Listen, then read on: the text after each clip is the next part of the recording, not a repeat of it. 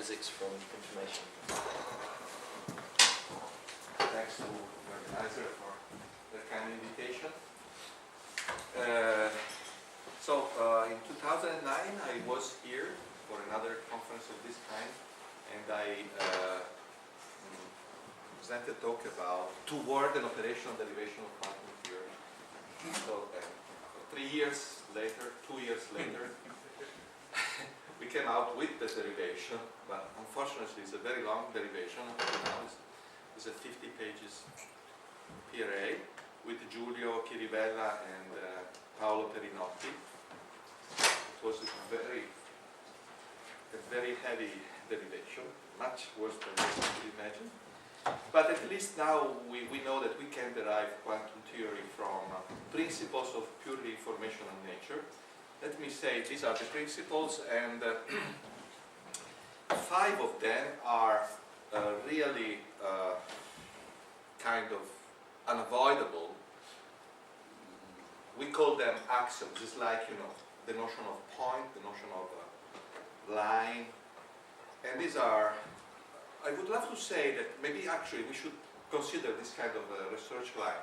These are the principles that define an information theory, in my opinion, regardless which kind of information. And in fact they are, they hold all of them, both for the classical and the quantum information theory. And then we have the third one that we call postulate, because this is true only for quantum theory. Let me just very shortly review these principles. So the starting notion, actually this notion made this proposal successful in a relatively short time, 8 years, compared to, for example, the project of von Neumann-Birkhoff of quantum logic, which is much more difficult, because we start using the notion of event instead of property. So the notion of events is much more flexible and more powerful. So we have the notion of test, which is a collection of events. Events happen with some probability. They have input and output systems. The wires are the systems. And you can connect them in a network. And the notion of causality, is there a pointer? No. Maybe I can take my own pointer, sorry.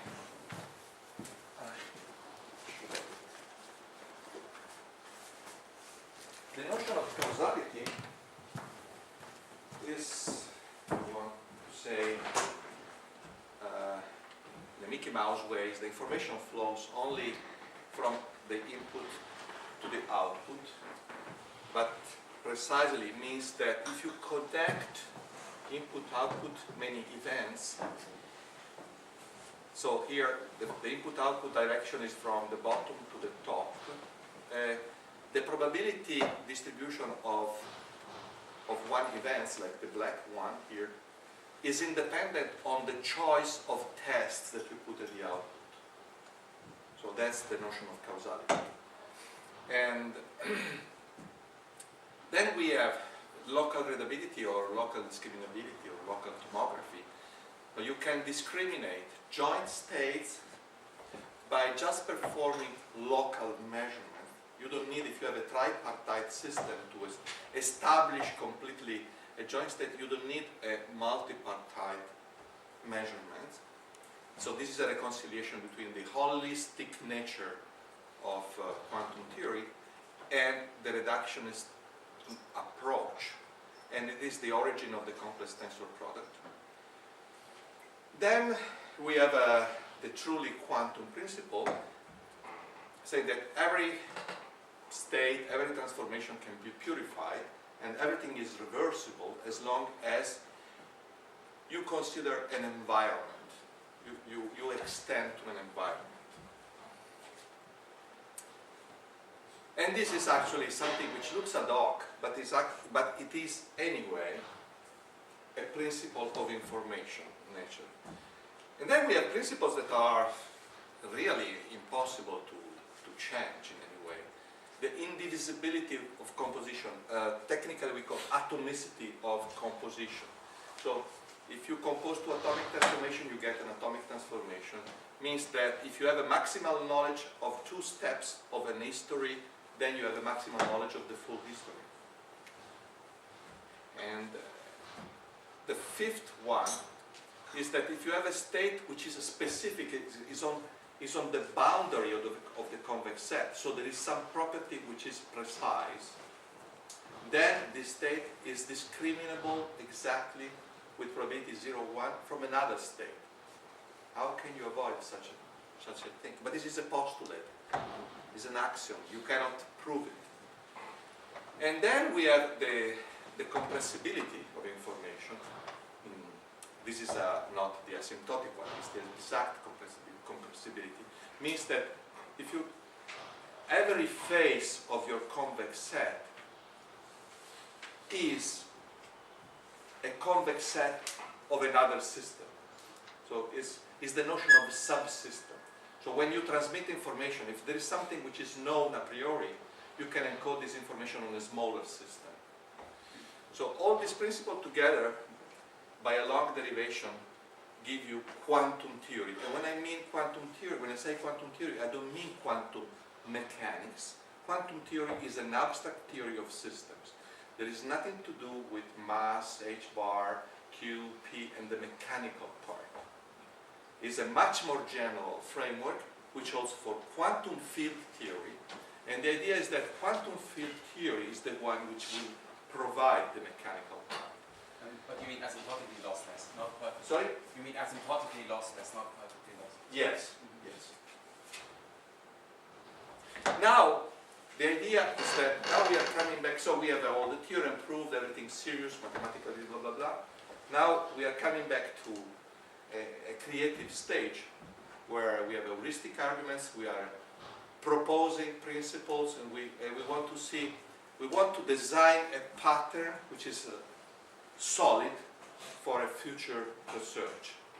And the new principles are the Deutsch-Church-Turing principle, and the locality of interaction and the topological homogeneity of interactions.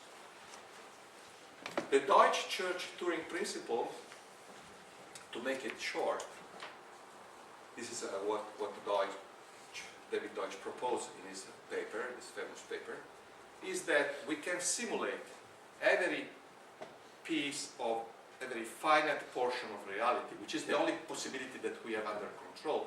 When I say that we simulate some finite physical situation, means that we are simulating a protocol, an experimental protocol that is finite.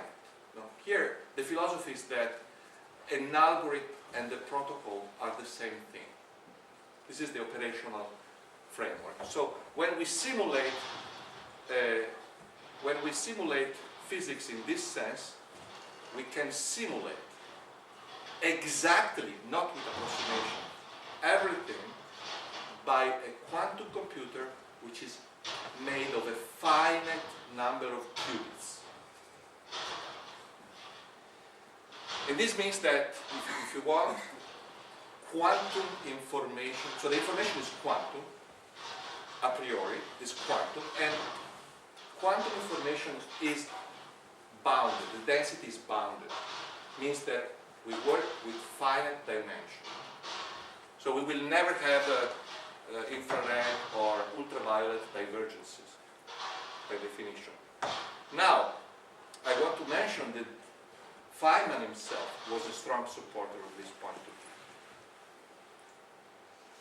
Now, the other principle is what I call the locality of interaction. So now, everything is described in terms of events. Events are connected in a network. A set of events connected is a protocol. I can represent the physical law by a connection of events in a quantum computation. It's an input-output processing, is a quantum processing. The physical law must be under a finite, under local control, must be defined by a finite protocol, right? So it must be defined by a finite portion of a network. And this means that each event must be connected to a finite set of systems, and this is the locality. Locality is controllability, and at the same time, we want the physical law to be true everywhere and ever, to be universal and constant. And this means that the network must be homogeneous. Right? So these two things are just the possibility of defining a physical law. Now,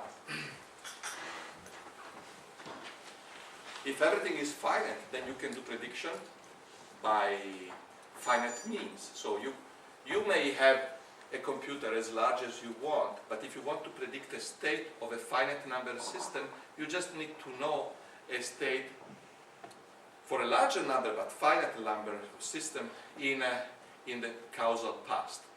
You can also do that in the other way. You decide that there is a state which is locally quiescent, in the sense of Gandhi that Enrique was mentioning yesterday, namely which is locally invariant, and then you consider a state which is only locally different from a locally invariant state.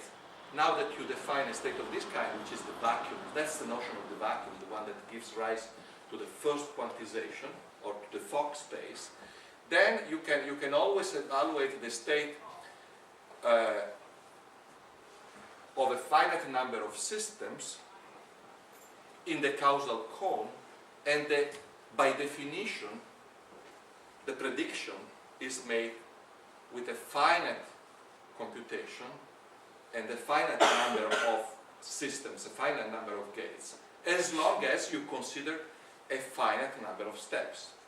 Right? So everything is finite. Now, the idea is that we want to substitute these principles to the relativity principle. Galileo, Einstein is the same, because Einstein is Galileo, with the addition that we want also the physics of electromagnetism to be invariant with the reference frame. Right? So, means that these principles are not valid anymore. So they are valid only approximately. So there will be violation of relativity principle. Anyway, this is the hot topic now. Everybody says there may be violations, right? But you see, now you have principles that have no assumption, apart from the possibility itself of defining the law. You say also in the Galileo case, you are assuming that the Galileo principle is the only way to define a physical law, because if it's not invariant with the reference system, then you cannot define it. That's not true. You are assuming that you are forced to use you are assuming that there is no possibility of establishing an absolute. Right? Suppose, practically, how can you say that? I'm saying we are in the presence of a background radiation, which is an absolute.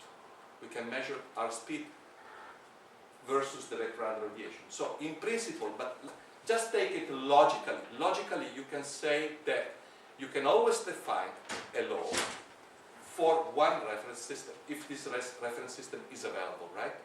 So, but what matters is that forget all these things. Forget all these things. We are just saying, you want to define a physical law, it must be a finite protocol, locally under your control, and it must be true everywhere and ever. This is a more general assumption. More general assumption means that you will get a more general framework, and the previous one will be a restriction, will be a special case, right? So, means now that everything should be this. So if you assume these principles, these 9 principles, means that the description of a field theory will be a quantum cellular automata. And let me say, this is not an approach. So we have to regard everything in an upside down logic. The quantum cellular automata is not going to be an approximation of the field theory. It's going to be an extension of field theory. A larger theory, not a smaller, a larger. Why? Because you have to think that now you can prepare states that are localized. Whereas in field theory you cannot do that. You can make local measurements So the idea is that now you have a larger theory, and what you do, you take a limit of this theory, which is not the continuum limit, it's the thermodynamical limit. And this is a very subtle limit, because you cannot just take the number of time steps going to infinite. Because if you prepare a localized state, this state has no limit. So you have to consider special states on which you take the limit. These are very smooth states. So now you have field theory as a limit for this special class of states. And then you have on the opposite side the microscopic theory, in which you will have violation of Lorentz covariance and symmetry. All symmetries will be violated, right? Now, the point is that there are infinitely many cellular automata extension of the same field limit. So we need something more, because we want some additional principle that select one cellular automata extension possible, or very few. I will give you an idea how can we do that. For example, in the case of the Dirac equation, we will see it's just a description of the free flow of information, and I can show you, for example, how can we define the notion of inertial mass itself by information, through information. And now, when you take this field limit, which is not an easy limit to take, you will get space-time as emergent, quantum mechanics. Quantum mechanics is obtained as a first quantization. So, the case in which you prepare local states over the vacuum through the field theory, and then you will restore Lorentz covariance, you will restore the symmetries. So this is a kind, of thermodynamics. The true theory is this one. This is the thermodynamics, right? And classical mechanics should be derived as emergent from that. So I want to stress this procedure should give you a classicalization procedure, which is the opposite of the quantization rule that we have now, right? Because this theory, if you think about it, if it's defined this way, is totally quantum ab initio. There is no quantization rule here. We have this computation, and we need rules to define which computation we should select. And then clearly you will have violation of Lorentz covariance, you will have violation of dispersion relation, and these are good things because you can in principle disprove this theory. So this theory is falsifiable because there are violations of symmetries, violation of dispersion relation. And I will give you an example of those.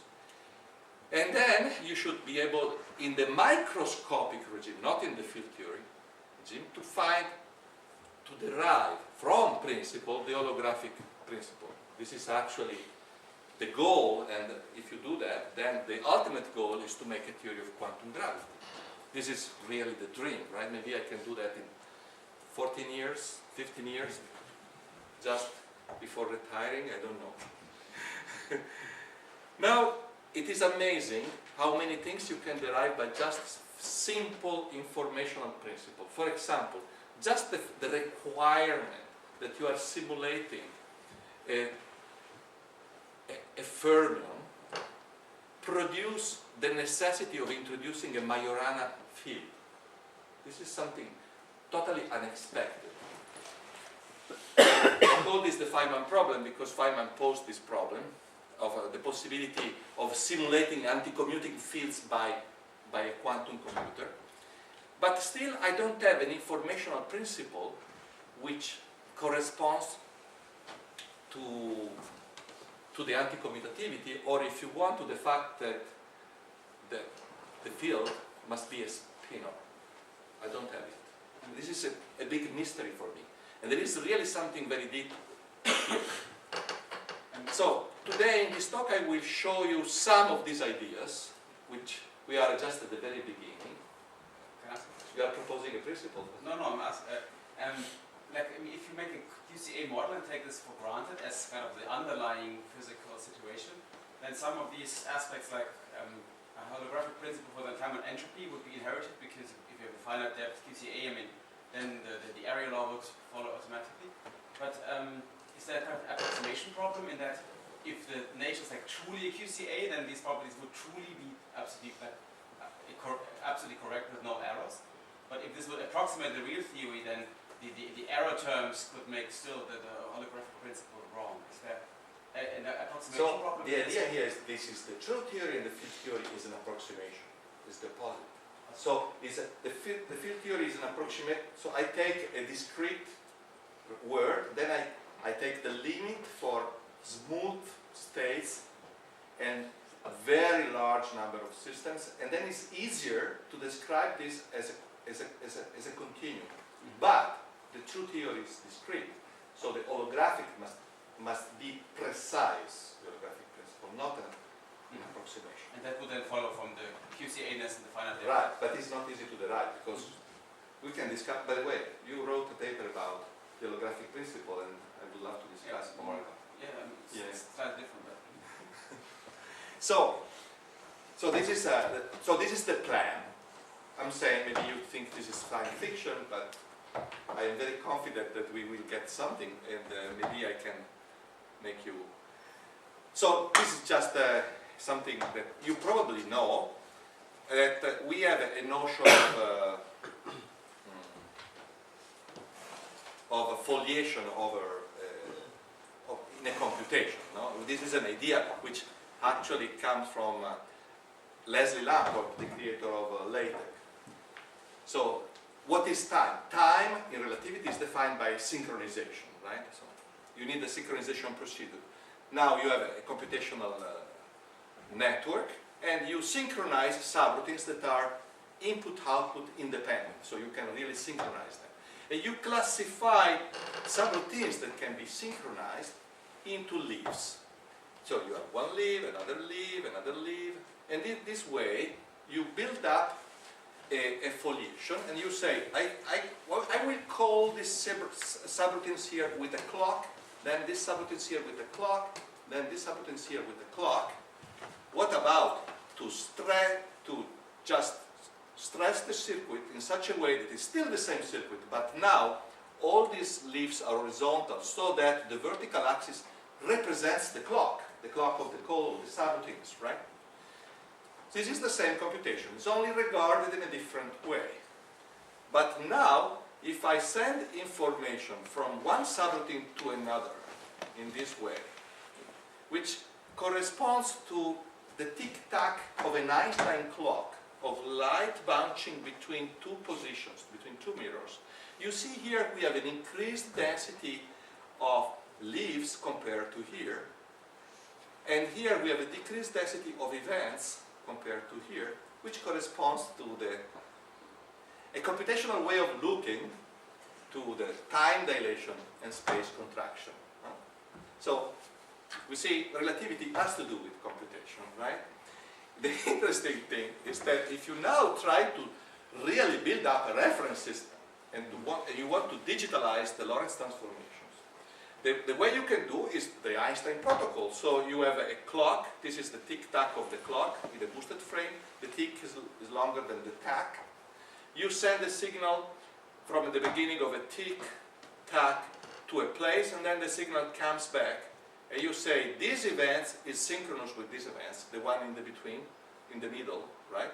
This is the way in which Einstein builds up the reference frame. Then, in order to have integer coordinates, you have to coarse grain all events into blocks, into big, thick events. That's something. And you need to cancel this square root, which is irrational, can never become integer, right? And you need a constant here. And this constant, which is just the square root of the product of the tick and the tack of the clock, right, is the area of this event. So you need to build up this kind of construction. You see now that there is something in the fabric of space-time, which is not conventionally the same thing that you have in relativity, because depending on the reference system, you have a different kind of coarse graining. You cannot see this coarse graining from very far apart. If you are looking at the size of a galaxy, which is the radius of an electron, 1 centimeter is the Planck distance. So this coarse graining occurs at the Planck scale. Right? This is if the word is computational. Now, this argument I'm going to show you, it works for 1 dimension. With a student of mine, we proved that it works also for 2 dimensions, and we get the Dirac equation with 4 components. It works also in 3 dimensions, but then we get 8 components, so we don't know how to get rid of them. But I just want to show you what is the way in which I can devise an informational notion for mass, for inertial mass. So, we are in 1 dimension, this is the network. First thing to understand, clearly information can flow only left and right, only in 2 directions. And the point is that at a fixed if it flows at a fixed direction, it can go only at the maximal speed. It cannot go faster, because if it goes faster, then it must violate causality. You see, it must go from the output to the input. And if you want to go slower, then you have to change direction all the time. Right? Now, let's describe the flow in direction left and right by 2 fields. We don't know these are made of complex numbers, rubber, sheet of paper. I don't know what they are. They are just 2 abstract quantities, phi plus and phi minus.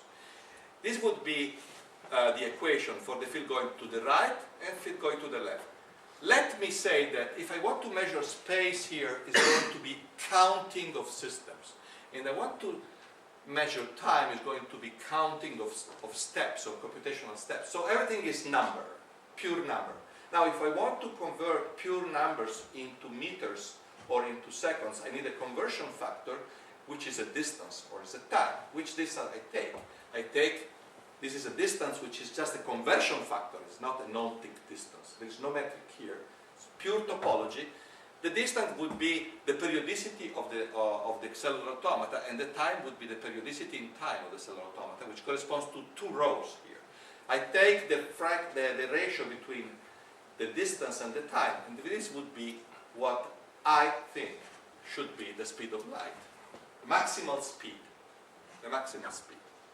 Now, if you want to make this flow slower, there is only one way to do it, to make it zigzag, right? Now, the zigzag must be a law, a physical law, so it must be periodic. So periodicity can be obtained only by coupling the 2 fields, left and right, by an imaginary constant, which is an angular frequency. And this is inertial mass. And you can see here, this is just the Dirac equation without spin. Right. You can also introduce the spin if you want, but it's tricky. It's not, but this is not the point. You can easily introduce the spin, for example, by saying, these 2 different these 2 different gates are different. I want to go to a topology which is not addressed topology, so I need to pair 2 systems into 1 system, and then this is the spin. You can use many different arguments to introduce the spin. But the idea is that here I have a kinematical definition of mass. So, say the definition of inertial mass is a loop, is a logical loop, as you know. Max Jammer wrote 2 books about mass. And he says that there is a logical loop because you cannot define mass, the inertial mass, because you cannot define inertial system, right, without a loop. But he says that it is clear I'm moving from kinematics to dynamics. There is the logical jump. The only way to define inertial mass without a loop is to make a kinematical definition. And you see, another interesting thing is that h bar now plays a role of a conversion factor for the mass, from second to the minus 1 to kilogram.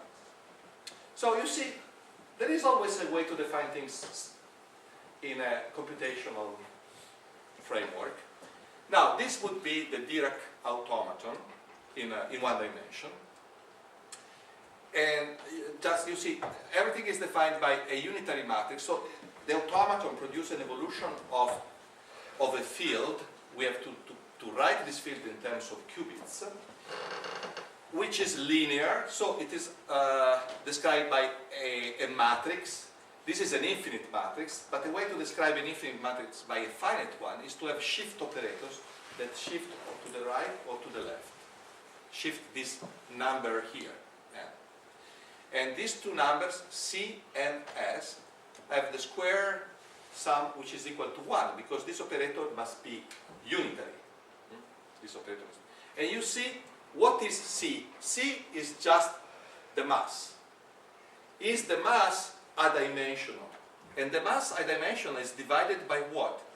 By the Planck mass. So if this A, if 2A, if the periodicity of the automaton is the Planck distance, then this mass is the Planck mass.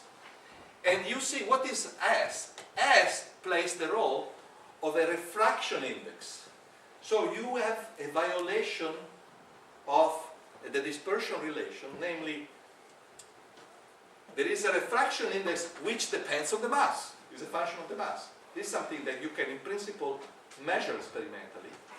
And the information flow stops completely at the Planck mass. So, all these things by just using information processing. Here, there is no Hamiltonian. We have only unitary transformations. The notion of Hamiltonian is forbidden, because these transformations are far from the identity. They are not close to the identity. The Hamiltonian can be recovered by just considering the difference between the forward and the backward unitary. So U minus U dagger. And this Hamiltonian actually is the one which corresponds to the classical Hamiltonian in terms of the fields, and is the one which gives the evolution as a finite difference derivative, as a commutator with the field. So we are recovering back the classical Hamiltonian from the quantum computation. So we have gates, and from gates we get the classical Hamiltonian. And the Hamiltonian is admission because of the homogeneity of the lattice. So it's not a requirement that comes from unitarity. Now, I just want to tell you how can physics really comes out from the automata. So I consider states which are made of 1 qubit high over a vacuum. I will prove, actually, I prove that the vacuum is made of all qubits down. The proof is very simple, and it works also for infinitely many, which is the case if you define the vacuum. And so there is 1 qubit up. Now I take a superposition of this qubit up in many different locations, and I consider there are even and odd, plus and minus different kind of wires corresponding to the left and the right mode of the field. If I take the superposition with coefficients that have a plus between plus and minus, this would correspond to a particle. If I take a minus, it will be an antiparticle. And I make a superposition with coefficients that are almost constant, it's varying very smoothly, like a Gaussian. And there is a phase here. You see this phase factor. If I increase this phi, I will give momentum to the information. The information is going this way, or is going this way, if I change the phase to minus phase, or is going faster, or is going slower. I can give direction to the information by a phase. And if I change this plus to a minus when it becomes an antiparticle, you see that the information is going to the opposite direction. So the whole phenomenology comes from just this trivial automata. And this would be a state which is not in quantum field theory, a very localized state. It will evolve in a way that you cannot describe by a function, by a smooth function. The path integral here makes sense. There is no problem in defining the path integral. Now, how much time again? 7 minutes. Oh, now, I just want to mention to you that there is this problem, that Feynman posed this problem in his paper. He was not sure that I can simulate anti-commuting fields by a quantum computer. So how can we solve this problem? Because the point is that anti-commutation is non-local, it's intrinsically non-local. But we want to build up the fields in terms of commuting of local Pauli matrices, right? In one dimension, there is a way to do that everybody knows, is the Jordan-Wigner construction. So you build up a string of Pauli sigma z matrices, and then you take the head of this snake, a sigma minus. And then because of the anti-commutativity between Pauli matrices, you can see that these fields anti-commute. But the problem now is that if you take a bilinear term of this field, which is the one that is going to appear in the unitary operator, in the observable, in anything, what you get are Pauli matrices that are sigma plus and sigma minus at the end, but in between there will be a long string of sigma z. So what I want to say you is that generally the connection between, let me make it shorter, the connection between, oh, it's not the way, it's this one. Oh.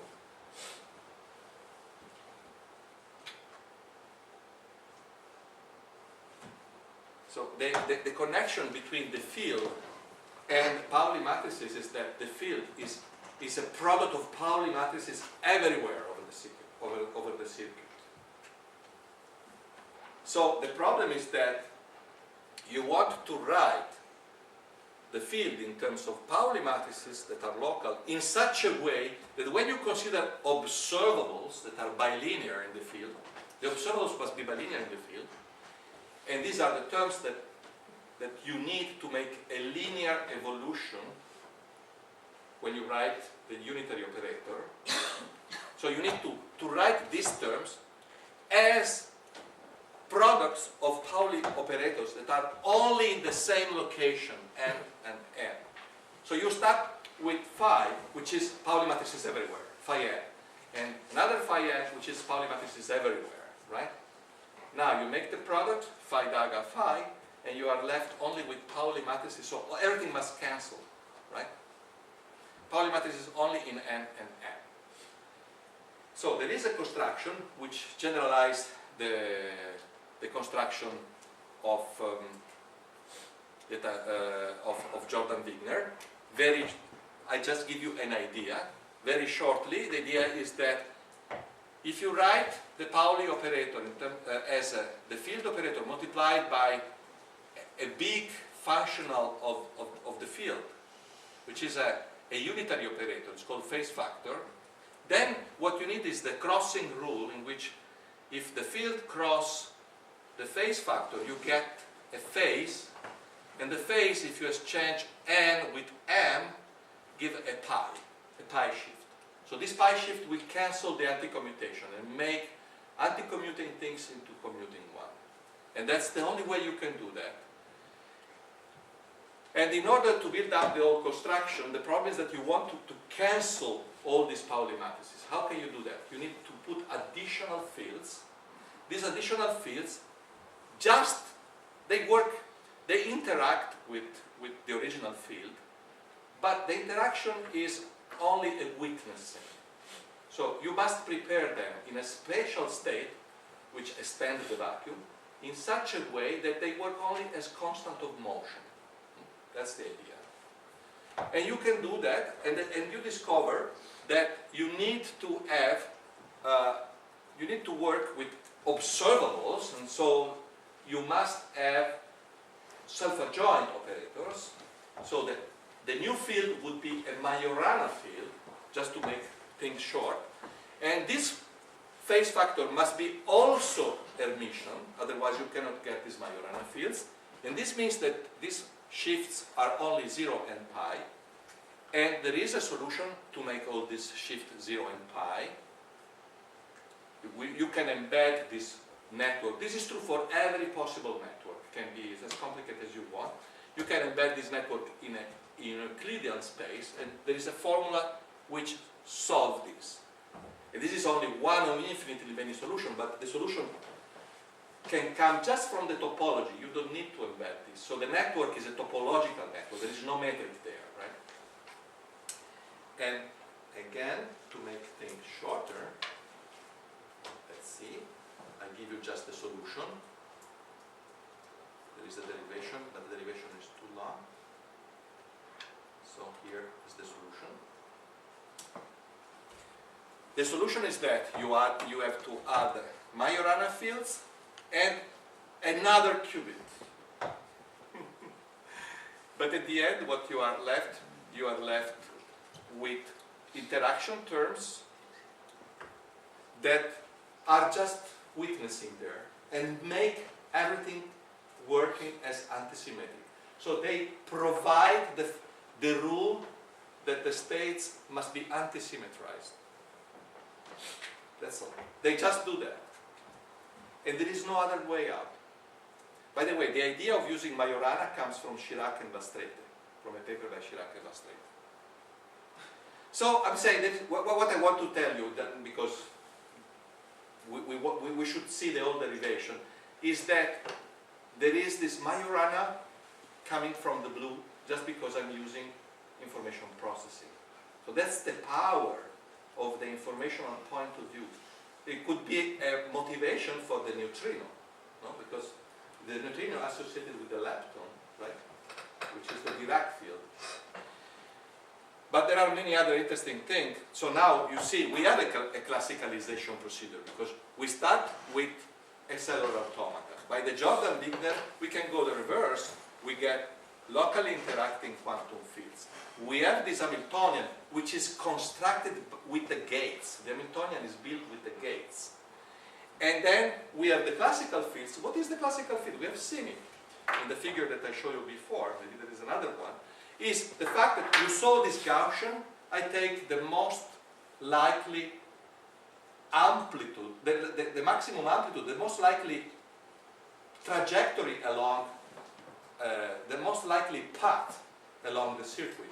And this is the classical one. So as long as I'm working with states that are smooth, that are single particle, then I can understand what is the classical mechanics. It's the most likely path, which is the original Feynman idea, right? And the interesting thing is that, you know, I'm building up the direction of information by shifting by this procedure. Oh, sorry. What is which one?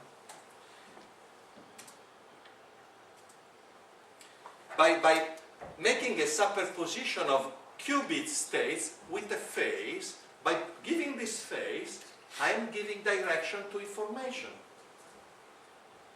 This is something you can do only with quantum information. If the information is not quantum, it's classical, you cannot give the direction of the information written in the state.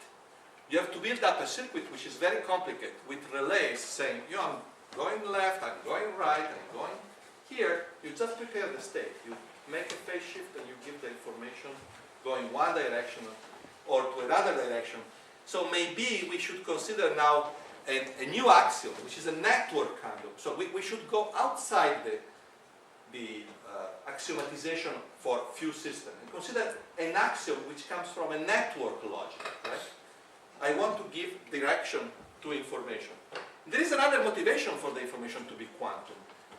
The fact that, as Weil said, if the word is discrete, we are in trouble. Because I can never get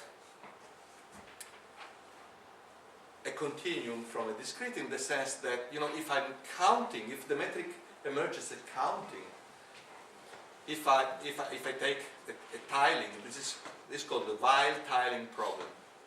If I take a tiling, I can count 4 tiles horizontally and 4 tiles diagonally. Where is the square root of 2 coming? And quantum mechanics provide a solution if the space is intrinsically quantum, is a quantum automata, not classical. There is also the problem that, sorry, let me stress, the problem that there is never the possibility of having a maximal speed which is isotropic, because if I take the place, the set of points that are